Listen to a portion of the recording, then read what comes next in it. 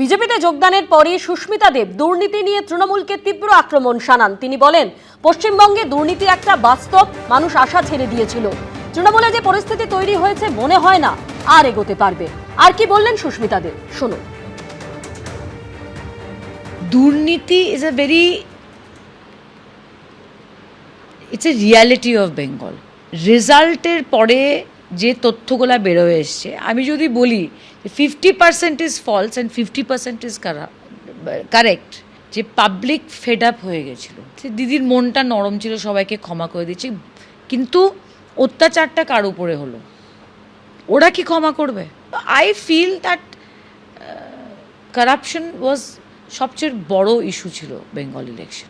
দায়ী কে, দায় কার? If I am the supremo of, আমি আমার দলের সুপ্রিমো, আমি বেঙ্গলের সুপ্রিমো। হ্যাঁ, খুব কম লিডাররা বলতে পারে যে ক্যান্ডিডেট ম্যাটার করে না, আমাকে ভোট দিন। তো জিতলে আপনার ক্রেডিট, হারলে আপনার ডিসক্রেডিট। তৃণমূলের 3 প্রাক্তন সাংসদ যারা বিজেপিতে যোগদান করেছেন, আর তাই নিয়ে বিজেপির রাজ্য সভাপতি শ্রমিক ভট্টাচার্যের মন্তব্য, ব্যতিক্রম তো থাকবেই। ব্যতিক্রম তো থাকবেই, বিচ্যুতি নয়, ব্যতিক্রম। 4 ঘন্টার তৃণমূলের জন্য দরজা বন্ধ। যারা মানুষের সম্পত্তি লুট করেছেন তাদের জন্য দরজা বন্ধ। স্পষ্ট করে এটা বলেছিলাম, যারা চাকরি বিক্রি করেননি, চাকরি কেনেননি, সিন্ডিকেটে অংশগ্রহণ করেননি, যারা টেন্টেড নন, যারা অপ্রাসঙ্গিক মমতা বন্দ্যোপাধ্যায়কে প্রাসঙ্গিক করবার জন্য বিপরীত পরিস্থিতিতে নিজের ঘাম রক্ত দিয়ে দেওয়ালে ঘাসফুল চিহ্ন এঁকেছিলেন, তাদের কাছে আহ্বান জানিয়েছিলাম। অন্যদিকে কোচবিহার দক্ষিণের প্রাক্তন বিজেপি বিধায়ক নিখিল রঞ্জন দে তিনি বলছেন, আমাদের মাননীয় রাজ্য সভাপতি কিছুদিন আগেই বলেছিলেন যে তৃণমূলের জন্য বিজেপির দরজা বন্ধ। কিন্তু এমন হঠাৎ কি ঘটনা ঘটে গেল যে তৃণমূলের 3 জন রাজ্যসভার সাংসদ যারা পদত্যাগ করে আবার বিজেপিতে যোগ দিল, দুপুরবেলা তারা যোগ দিলেন আর বিকেলবেলা তারা রাজ্যসভার টিকিট পেয়ে যাচ্ছেন।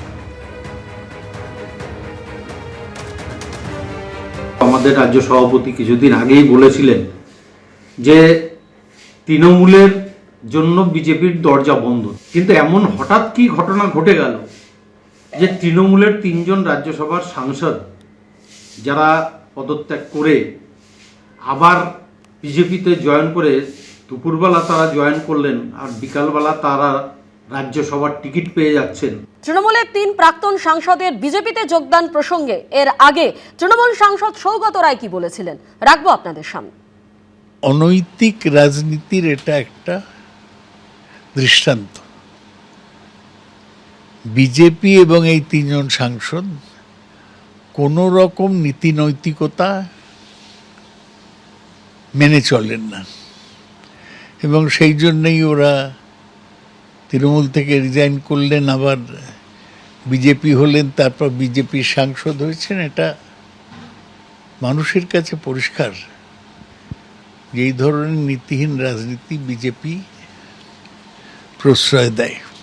এদিকে সুখেন্দু শেখরদের বিজেপিতে যোগদান নিয়ে কটাক্ষ করেছেন কুণাল ঘোষ। তিনি বলছেন, কিছু লোককে মানুষ চিনে নিচ্ছে। কিছু লোককে মানুষ চিনে নিচ্ছে, যাদেরকে মমতা বন্দ্যোপাধ্যায় কাউকে প্রথমবার তিনি রাজ্যসভায় পাঠিয়েছেন, কাউকে অন্য রাজ্য থেকে বাংলায় নিয়ে এসে রাজ্যসভায় পাঠিয়েছেন, কাউকে একটা সুন্দরভাবে সম্মান দিয়ে ইয়াং ছেলে তাদের রাজ্যসভায় পাঠিয়েছেন।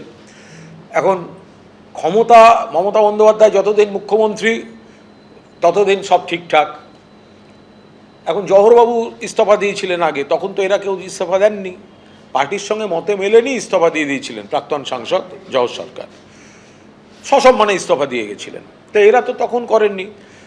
বিধানসভা ভোটে তৃণমূল ক্ষমতাচ্যুত হওয়ার পর এদের সব বিবেক জাগরণ। ফলে এটা যে একটা মানে ঘড়ি ধরা, ক্যালেন্ডার দেখা, ক্ষমতার সঙ্গে নানা ফ্যাক্টরে যুক্ত কিছু বিষয়, সেটা মানুষ দেখছেন। একদিকে কুণাল ঘোষ যখন বলছেন যে কিছু লোককে মানুষ চিনে নিচ্ছে, তখন অন্যদিকে পঞ্চায়েত মন্ত্রী দিলীপ ঘোষ তিনি বলছেন, সুখেন্দু বাবু গুণী মানুষ, সংসদে আমার সঙ্গে কয়েকবার দেখা হয়েছে, তাকে কেউ বদমাশ লোক বলবে না। সুখেন্দু বাবু খুব পুরনো লোক, তার সঙ্গে আমার লোকসভায় 2-1বার কথাও হয়েছে, কিন্তু তাকে কেউ বদমাশ লোক বলবে না, বা এইসব কাজে ওনাদের নাম নাই। আর তিনি একমাত্র ব্যক্তি যিনি টিএমসির নীতির বিরোধিতা করেছিলেন, আমরাও করেছিলাম, উনিও করেছিলেন, তার জন্য তাকে সাসপেন্ড হতে হয়েছিল। আরজি করে তিনি হৃদয়ের কথা বলেছিলেন, তার মেরুদণ্ড আছে। তো এই ধরনের লোককে যদি পার্টি জায়গা নেয়, আর সেটা কেন্দ্রীয় পার্টির সিদ্ধান্ত। রাজনীতি সরল রেখায় চলে না, এর পেছনে একটা কেন্দ্রীয় বাধ্যবাধকতা আছে। রাজ্যের তরফে দরকার ছিল বলে মনে হয় না। 3 প্রাক্তন তৃণমূল সাংসদের বিজেপিতে যোগদান নিয়ে মন্তব্য বর্ষিয়ান বিজেপি নেতা তথাগত রায়। রাজনীতি সরল রেখায় চলে না, এটা সম্ভবত তারই একটা দৃষ্টান্ত।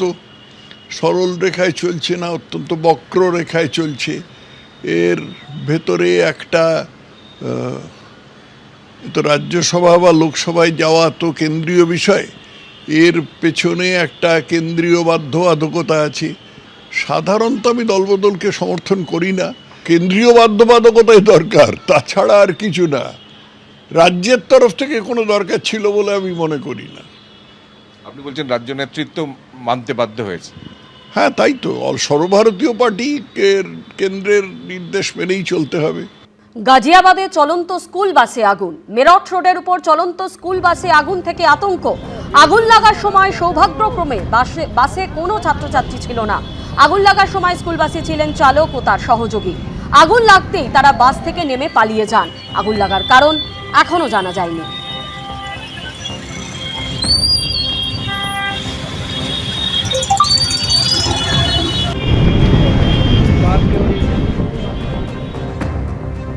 এবিপি আনন্দ, এগিয়ে থাকে, এগিয়ে রাখে।